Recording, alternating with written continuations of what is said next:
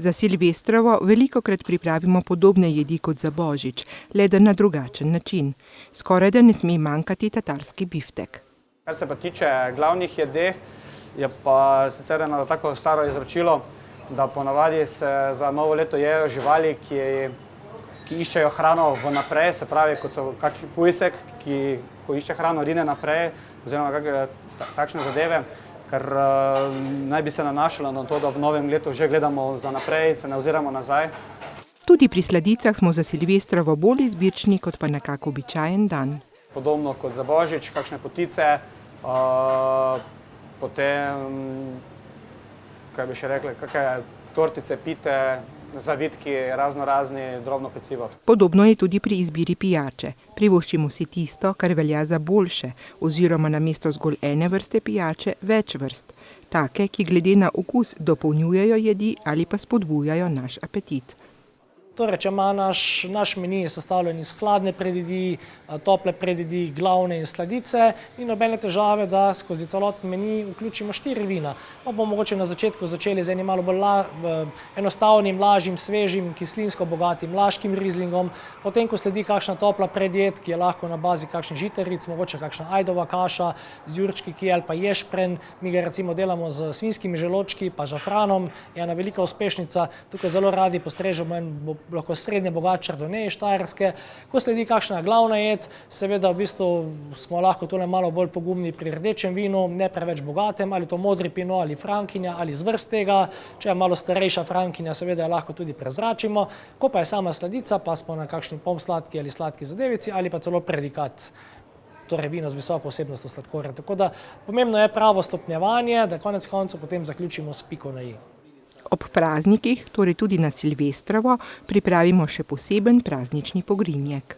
Silvestrski pogrinjek se načeloma ne razlikuje glede na božičnega, razlikuje se lahko, kar se tiče krožnikov, kar se tiče servetk, barve servetke, da ni, ko bi rekel, rdeča, da je pa za novo leto so kakšne zvezdice oziroma kakorkoli, kakšna zlata ali pa kakšna druga barva, ki mogoče bolj ustreza novemu letu.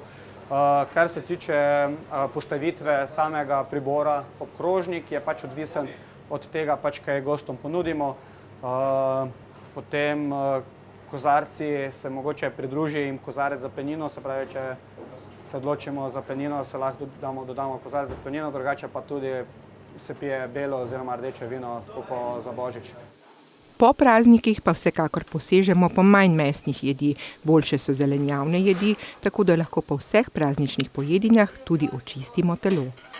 Ko zaključimo z večerjo, ko se nekaj pač popije dobesedno, se malo podružimo po to v bolj pozne ure, kot ponavadi za božič, pa tudi paše kaj v bolj poznejših urah. Se pravi, zdaj v starih cajtih so bile to ponavadi kakšne obare, oziroma kakšne kisle juhe, sploh te na Štajerskem, ta naša znana z kislimi nogicami, pa to malo okisana. Zdaj bolj v modernih časih pa bolj so prevladuje kakšne sarmice oziroma kaj tasga. In potem, ja, treba bo na dieto. Posilvestrski čas je pa seveda v bistvu na vrsti že kakšna, lahko rečemo, malo bolj čistilna kura, če se tako izrazim. To pomeni, da seveda mogoče bolj presegamo na kakšne jedi na žlico. To pomeni, ali je to kakšna kisla juha, ali je to kakšna, lahko rečemo, dobra domača jurčkova juha, pa malo ajdovih žgancev postrežemo še zraven. Ponavadi nekako postavimo tisto meso na stran, da ga pustimo. Seveda pa ne moramo mesnih jedi in ostalih zadev, ki so popolnoma umakniti iz nekega načrta, ki sledi, ampak čiščenje, čisto po domači povedano. Tako da iz tega vidika so potem, lahko rečemo, malo bolj lahkotne jedi na žlico, tekoče, bolj primerne oziroma tudi najbolj priljubljene v tistem času. Po novem letu bo torej čas za očiščevalne diete in izpolnjevanje novoletnih obljub. Zdaj pa, tako rekoč le nekaj dni do slovesa starega leta in prihoda novega, pa je čas za obljube, dobro družbo in seveda praznične pojedine. Naj vam teknejo.